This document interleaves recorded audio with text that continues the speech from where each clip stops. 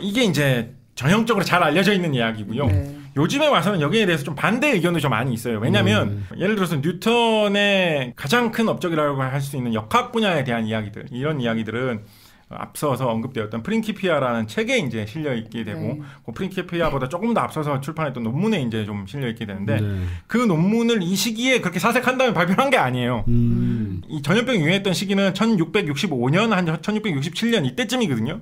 뉴턴이 20대였던 시기인데, 논문을 발표를 하고 뭐 프린키피아를 출간하고 하는 거는 그때로부터 20년 이상이 지난 1687년 무렵입니다. 아, 진짜요? 네. 예.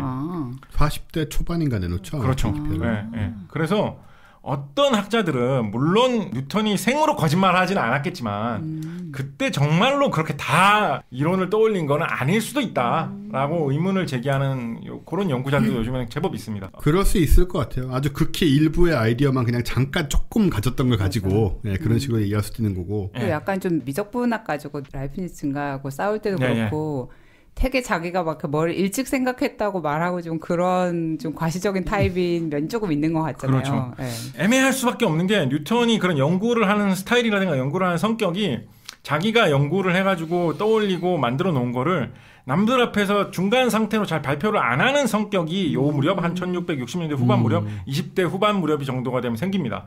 어떤 성격 때문에 뭐 때문에 그랬는지는 좀 의견이 분분한데 의심 때문에 그랬다는 사람도 많이 있어요. 예를 들어서 어떤 연구를 하고 있는데 그 연구를 좀 더 발전시키면 진짜 어마어마한 완전 걸작 연구가 될 수도 있을지도 모르잖아요. 네. 예를 들어서 지금 우리는 뉴턴의 뭐 중력 이런 게 엄청난 발견이라고 생각을 하지만 더 연구해갖고 더 어마어마한 게 나올지도 모르는 노릇이잖아요. 모든 힘을 막 다 통합해버려 이때 막. 정말로.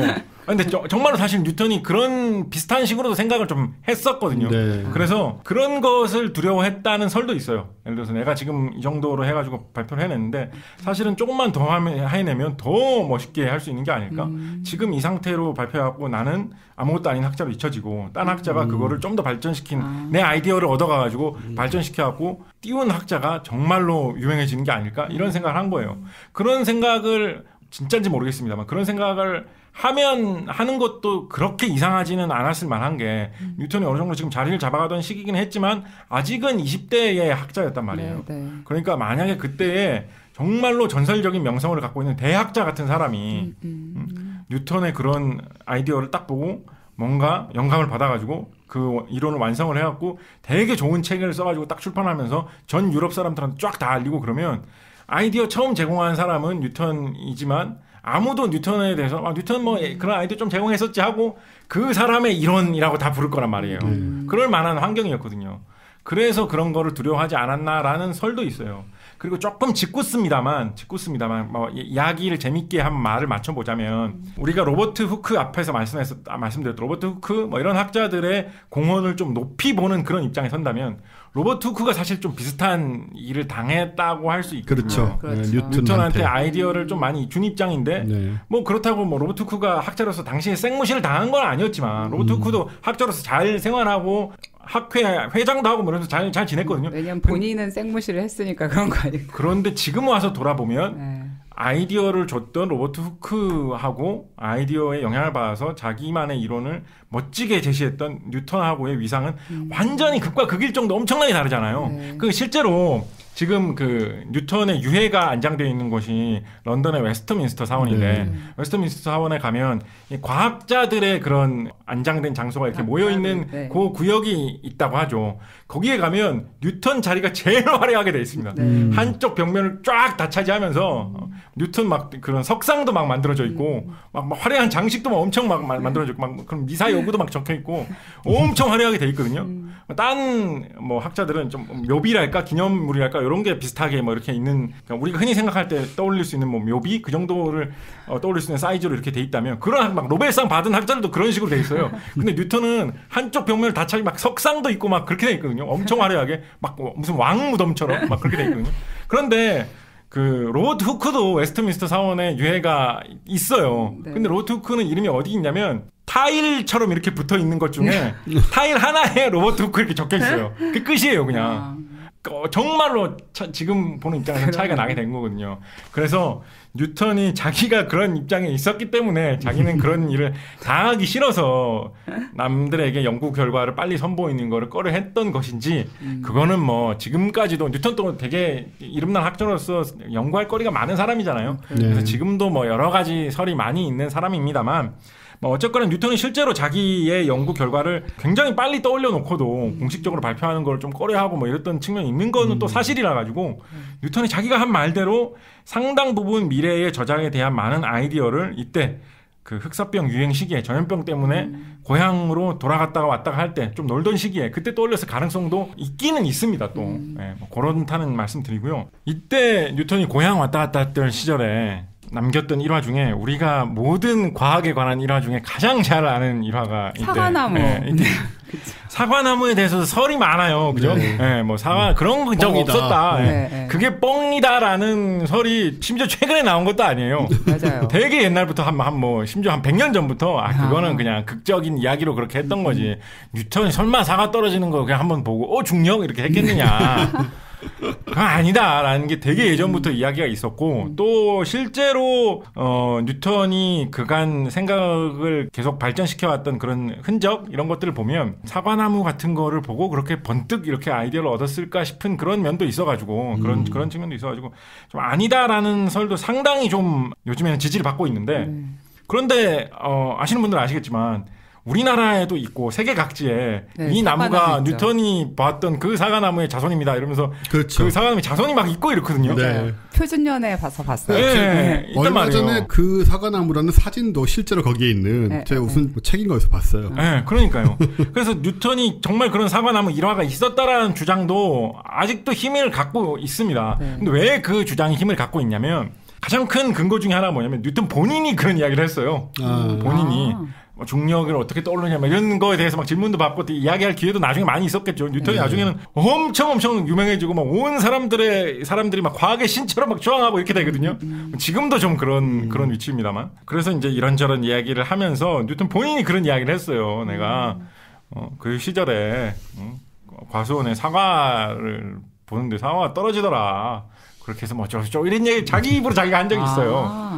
그런데 그런데도 이제 사람들이 그렇게 하는 거죠. 그거는 그냥 좀 재밌으라고 한 이야기고 실제는 뭐 그런 일 없지 않았겠냐 이런 이야기가 있는데 대충 절충을 해보면 뉴턴이 그 사과나무를 보고 단숨에 중력에 대한 이론을 떠올렸다는 것은 거짓일 가능성이 매우 높습니다. 매우 높습니다. 그렇죠. 그런데 본인이 그렇게 얘기를 하니까 뉴턴이 당시에 사과가 떨어지는 거를 보면서 뭔가 유심히 골똘히 생각한 적이 있었던 가능성은 되게 있겠죠. 자기가 그렇다고 하는데. 그죠? 그러면 뉴턴이 한 가지 연구를 하면 엄청 파고 들어가지고 정말 막 열심히 연구하는 성격이었거든요. 광학 뭐 이런 거 연구할 때는 해를 자꾸 쳐다보다가 눈이 멀 뻔했대요. 그리고 어떻게 빛이 눈에 들어와서 눈에 보일까? 빛을 조금 가리면 어떻게 보일까? 이런 거를 연구하기 위해서 그런 이상한 기구 같은 걸 만들어고 자기 눈을 자기 손으로 막 찌르고 막 이러면서 연구를 했다고 해요. 그런 정도의 사람이었기 때문에 중력 이런 문제에 대해서 고민을 하기 했으면 밤낮 없이 중력 고민만 했을 가능성도 있거든요.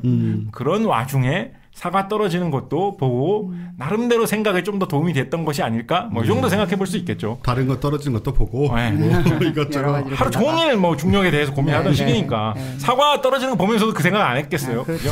그 정도가 저는 진실에 가깝지 않을까 생각을 해봅니다. 그래서 그 시기가 뉴턴이 자기가 예전 젊은 시절을 회고하면서 이야기한 자기의 수많은 뛰어난 영감들이 폭발했던 젊은 시기 20대 중반 후반 정도의 시기 그 시기였고 실제로 그때 시기에 조금 남겼던 그 흔적 기록이 나중에 이어져서 정말로 큰 연구로 발전한 것도 있으니까 그 뉴턴의 말이 빈말만은 절대 아닙니다.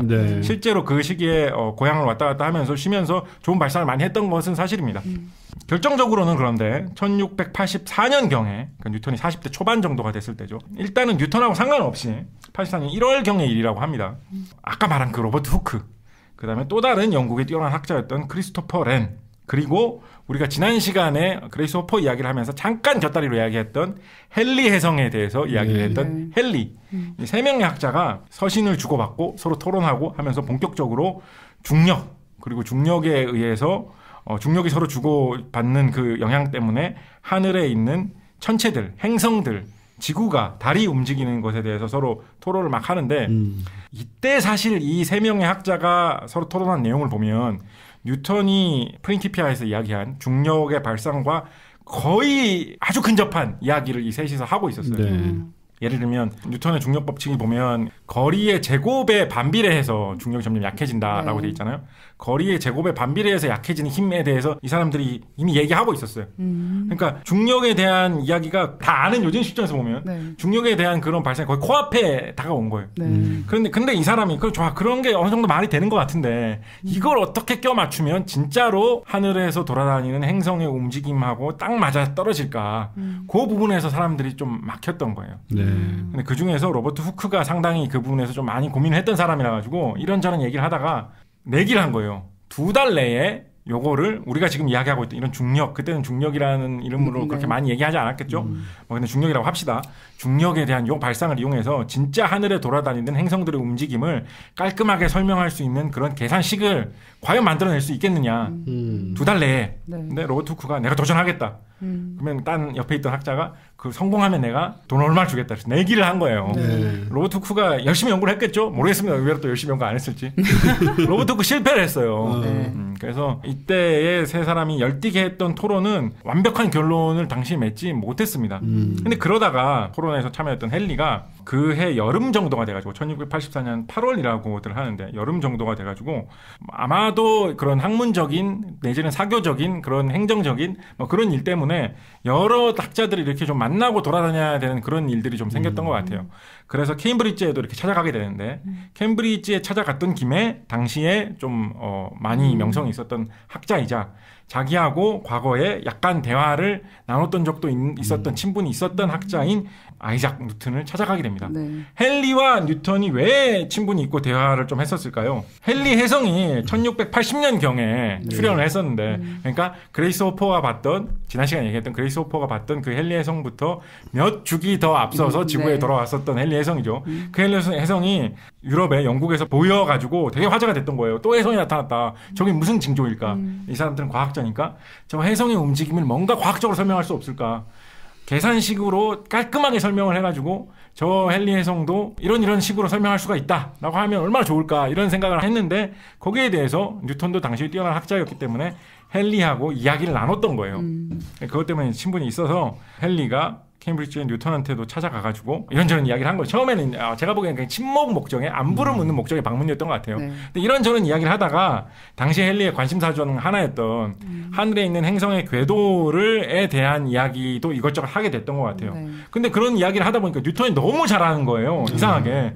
좀 자기가 생각할 때 이거는 아직까지는 알아서는 안 될 영역인 것 같은 것도 뉴턴이 막 술술 쉽게 대답을 하는 거예요. 그래서 헨리가 뉴턴한테 물어본 거예요. 아니 어떻게 그런 것까지 그렇게 알고 있고 바로바로 이야기를 해주느냐. 그러니까 뉴턴이 한 답이 뭐냐면 내가 계산을 해봤더니 그렇더라.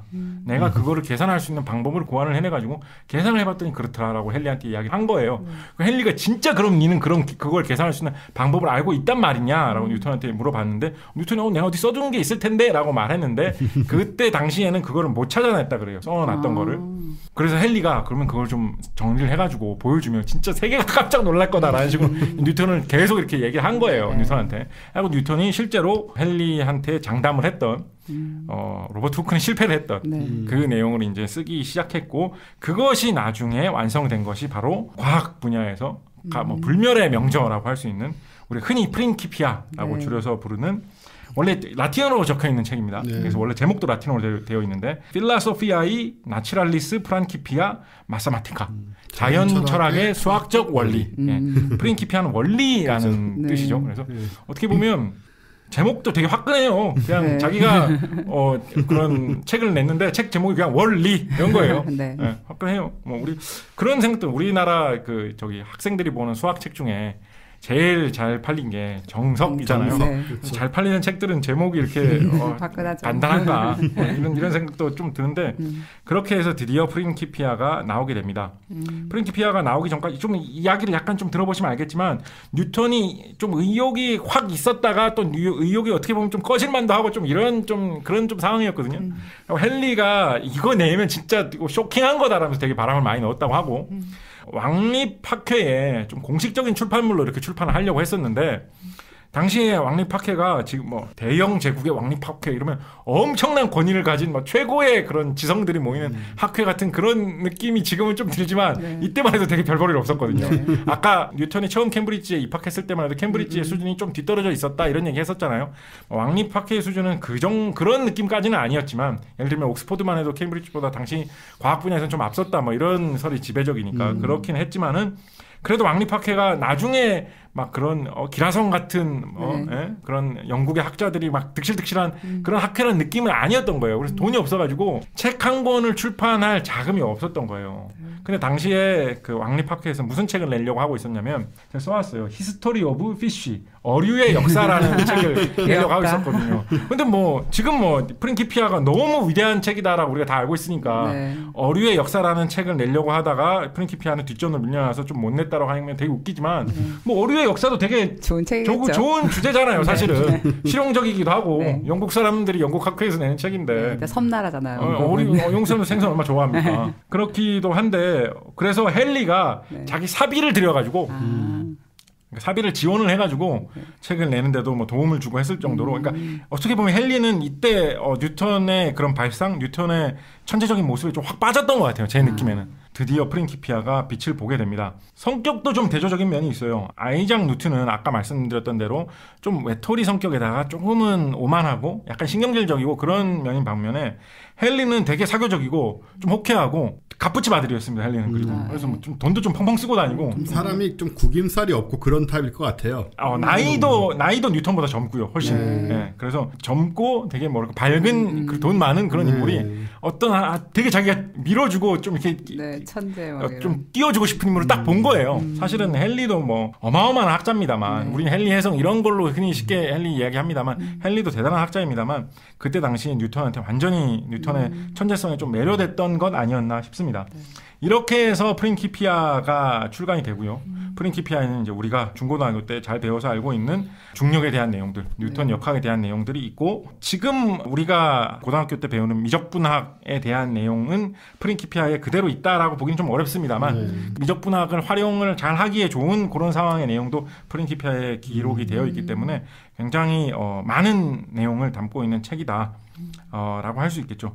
책을 좀 그야말로 좀 학술적이고 약간 좀 어렵게 쓰기도 했습니다. 또 일부러 시쳇말로 각을 잡고 좀 써서 원래가 라틴어로 써진 책이에요? 아이작 뉴턴이 자기가 직접 라틴어로 썼습니다. 그때 당시에 이미 영어로 그냥 책을 쓰는 혹은 뭐 프랑스 학자라면 프랑스어로 책을 쓰는 그런 문화가 그래도 좀 이렇게 싹트고 있었거든요.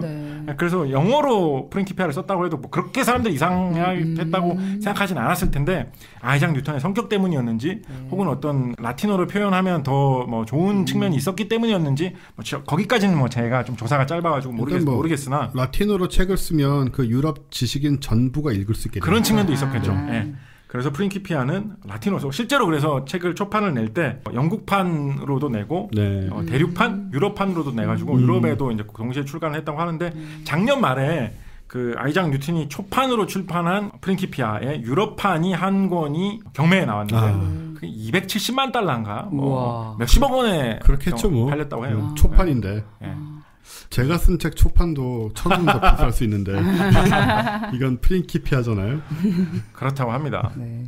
말년의 뉴턴 이야기로 넘어가기 전에 뉴턴의 이런 어마어마한 업적을 왜 어마어마하는가 뭐 이런 거에 대해서 이야기를 조금 안 해볼 수가 없는데요.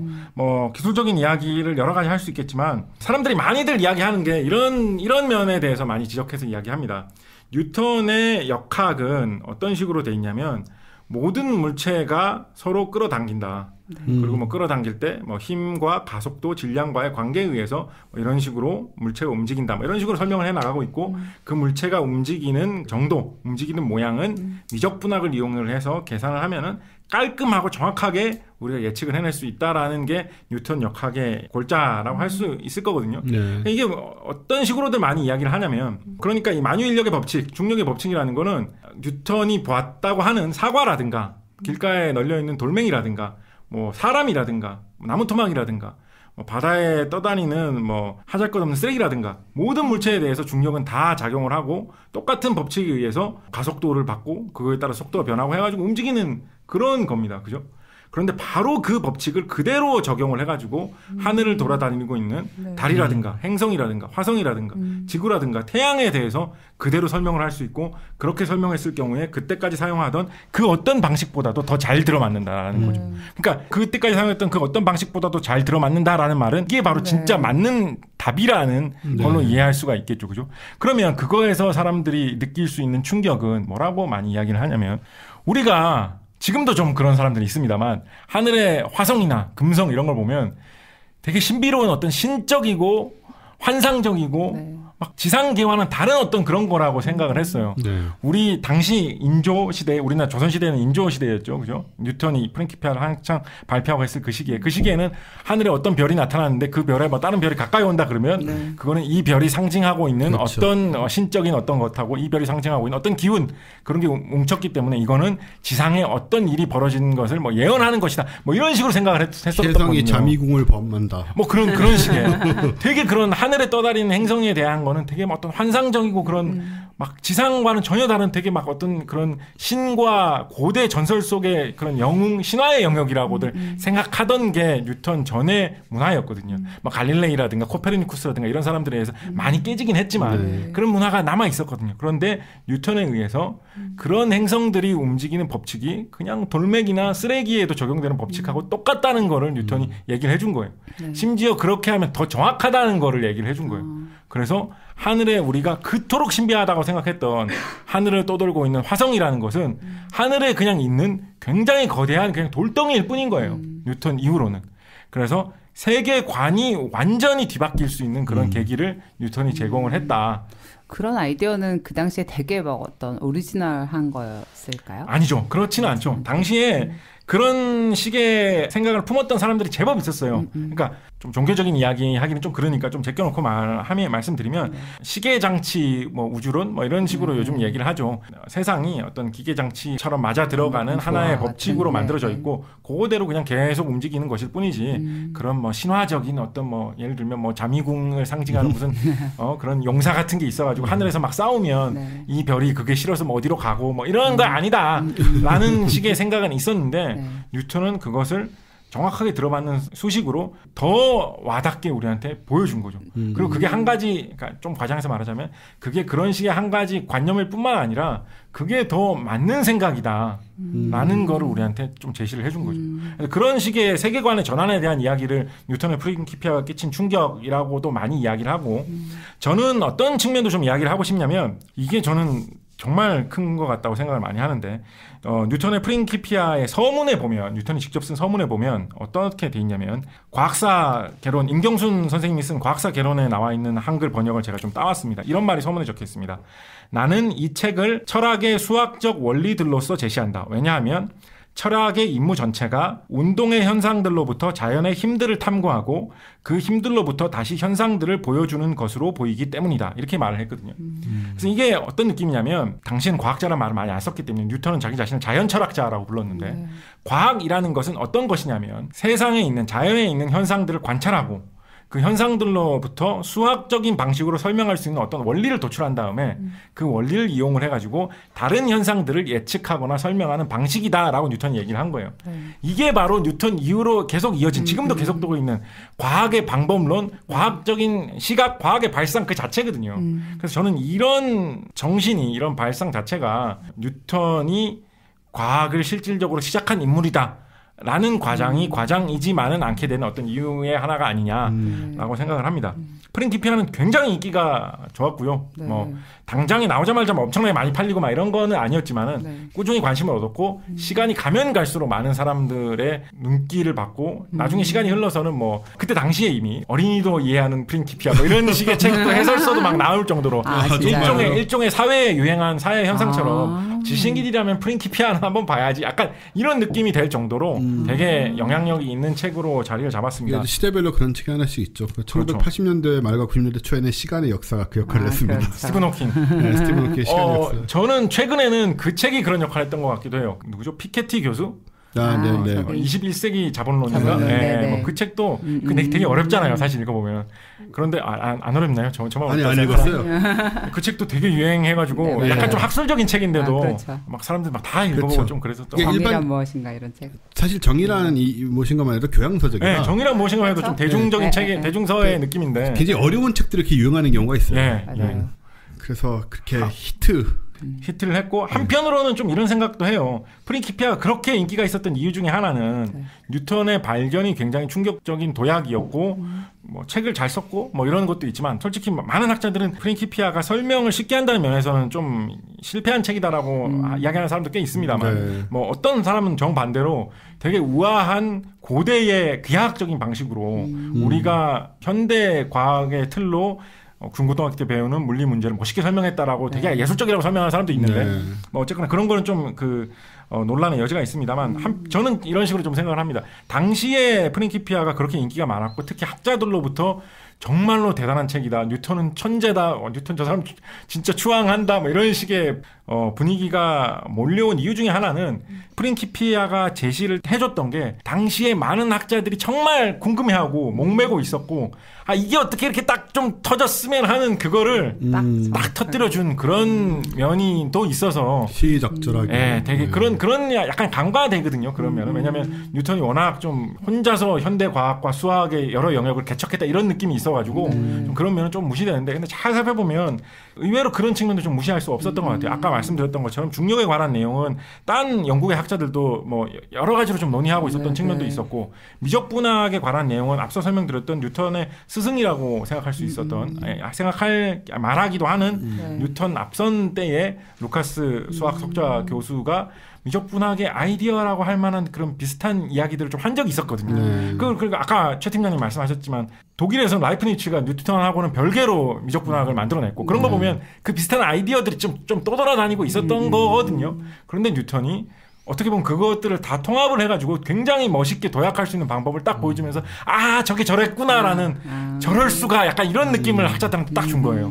그래서 과학의 이런 어떤 혁명적인 그런 변화, 이런 어떤 격변 내지는 도약 이런 거는 어떻게 보면 한 명의 천재가 이루어내는 것인 경우가 많지만 뉴턴 분명히 한 명의 천재라고 불리기에 부족함이 없는 사람이지만 한편으로는 그런 학계의 여러 저변 그런 혁명을 일궈 올 수 있는 다른 많은 학자들의 같이 연구해왔던 노력 조금 더 앞선 시대의 학자들의 피땀 흘린 연구 이런 것들이 충분히 있었던 배경에서 뉴턴 같은 그런 어마어마한 도약도 나올 수 있는 게 아닌가 저는 이런 생각도 좀 해봅니다. 뭐 우리나라만 그런 건 아닙니다만 우리나라에서는 좀 그런 게 화제가 될 때가 많잖아요. 어떤 되게 천재적인 아이가 나타났다. 이 아이는 엄청 천재니까 물리학 수학 이런 걸 시키면 대단한 일을 할 거야. 그래가지고 뭐 9살에 뭐 대학 뭐 물리학 수학을 막 공부하게 하고 12살에 뭐 대학을 가게 했다가 뭐 14살에 뭐 미국으로 유학을 보내고 뭐 이런 거가 우리나라에 화제되는 경우가 되게 많잖아요.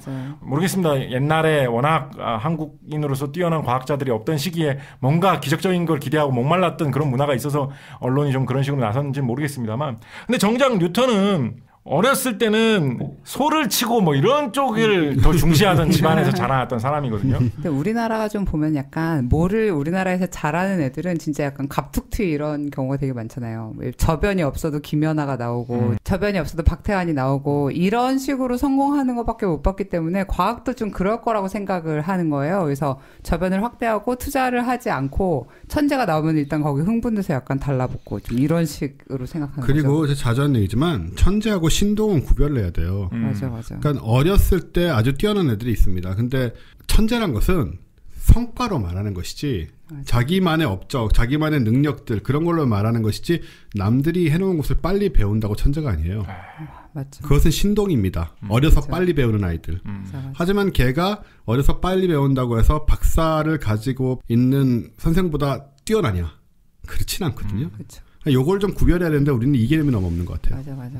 뉴턴 역학은 이렇게 프린키피아의 시대에 거의 완성이 돼가지고 지금도 그때 당시와 크게 다르지 않은 모양으로 아주 많은 분야에 뭐 활용되고 있습니다. 뭐 화성에 탐사선을 보낼 때 다 뉴턴이 사용했던 그 방식으로 뭐 실제 계산 방식은 뭐 좀 많이 다릅니다만 그 이론으로 그대로 뭐 하고 우리가 뭐 대포를 쏠 때, 뭐 총을 쏠 때 이런 궤적 다 뭐 뉴턴 역학에 근거해서 하고. 저희 진짜 되게 많이 듣는 얘기 중에 하나가 그런 건 그냥 뉴턴 역학으로도 다 되는 거예요. 이런 얘기 진짜 많이 하시잖아요. 상대성 이론 같은 거 필요 없고. 네, 필요도 없고 뉴턴 역학으로도 다 돼요. 약간 항상 이렇게. 뉴턴 역학이 정말 그러니까 엄청난 거죠. 우리가 막 좀 생각도 잘 못했던 분야에 뉴턴 역학 막 쓰이는 그런 경우도 되게 많거든요. 예를 들면 뭐 제가 화학 전공이니까 화학 공장 같은 데서도 뉴턴 역학을 이용을 해가지고 화학 공장에서요? 화학 공장에서도 공장에서요? 네, 공장에서도 뉴턴 역학을 이용을 해가지고 어떤 파이프로는 이 약품이 얼마나 들어가고 어떤 파이프로는 이 약품이 얼마나 들어가니까 이렇게 되면 1시간에 제품이 얼마씩 생산되겠지 뭐 이런 거 계산하면서 할 때 장비를 어떻게 만들어야 되느냐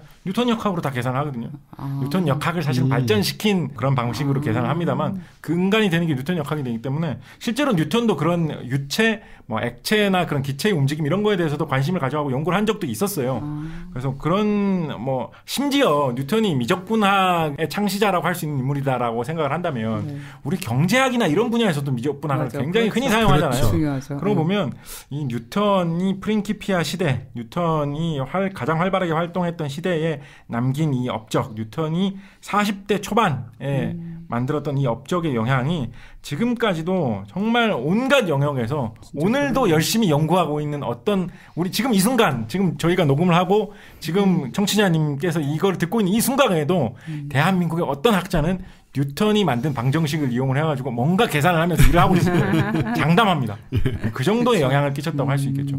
지금 그걸 하고 있으시면서 이걸 듣고 있을 수 있어요. 그럼 놀라시겠죠. 나다? 네, 당신입니다. 그래서 이제 뉴턴이 그렇게 엄청난 업적을 이루었는데 뉴턴의 말년은 좀 좋았나요? 일단 뭐 돈은 많고 명성은 하늘을 찌를 상황이었을 것 같은데. 그렇죠. 네.